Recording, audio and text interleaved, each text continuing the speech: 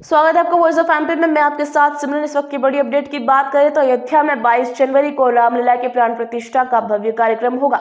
इस अवसर पर देश और दुनिया से अयोध्या में कोई ना कोई कुछ ना कुछ लेकर पहुंचने वाला है। ऐसे में मध्य प्रदेश का नर्मदापुरम जिला भला ही पीछे कैसे छूट सकता है। जी हाँ, नर्मदापुरम से कथावाचक आचार्य सोमेश परसाई अयोध्या में रामलीला के प्रमाण प्रतिष्ठा में शामिल होने तांबे के 2 कलश लेकर जाएंगे।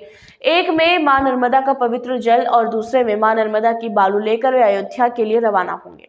अयोध्या में भगवान राम की प्राण प्रतिष्ठा कार्यक्रम में उनका अभिषेक करने के लिए अयोध्या में श्री राम जन्मभूमि तीर्थ क्षेत्र ट्रस्ट को भेंट स्वरूप मां नर्मदा का पवित्र जल और मां नर्मदा की बालू भेंट करेंगे। जी हाँ, श्री राम जन्मभूमि तीर्थ क्षेत्र ट्रस्ट अयोध्या द्वारा 22 जनवरी को अयोध्या में हो रहे राम मंदिर के उद्घाटन और रामलला की प्राण प्रतिष्ठा के लिए कार्यक्रम में शामिल होने के लिए देश भर से विशिष्ट अतिथियों को आमंत्रित कर रहा है। इसी कड़ी में नर्मदापुरम जिले में रहने वाले कथावाचक आचार्य सोमेश परसाई को भी अयोध्या में रामलला की प्राण प्रतिष्ठा के भव्य कार्यक्रम में शामिल होने के लिए निमंत्रण मिला है।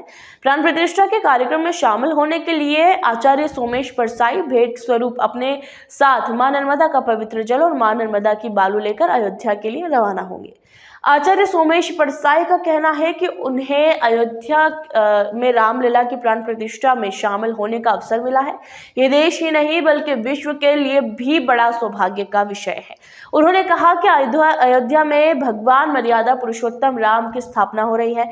देश में ये मर्यादा की स्थापना है, तो मर्यादा की स्थापना में हम देशवासियों का धर्म बनता है कि पूरे देश में मर्यादा को हो, क्योंकि भगवान राम और शिव एक दूसरे के आराध्य हैं और जब तक शिव की भूति अर्थात नर्मदा की बालू और नर्मदा का जल नहीं पहुंचेगा तब तक अपूर्णता मानी जाती है। तो नर्मदा का जल और नर्मदा की बालू रामलला की प्राण प्रतिष्ठा में ले जाने से शिव जी की भी साक्षी हो जाएगी और नर्मदापुरम की भी साक्षी हो जाएगी। ये था अब तक का अपडेट। लगातार अपडेट्स के लिए बन रहे हमारे साथ वॉइस ऑफ एमपी पर। शुक्रिया।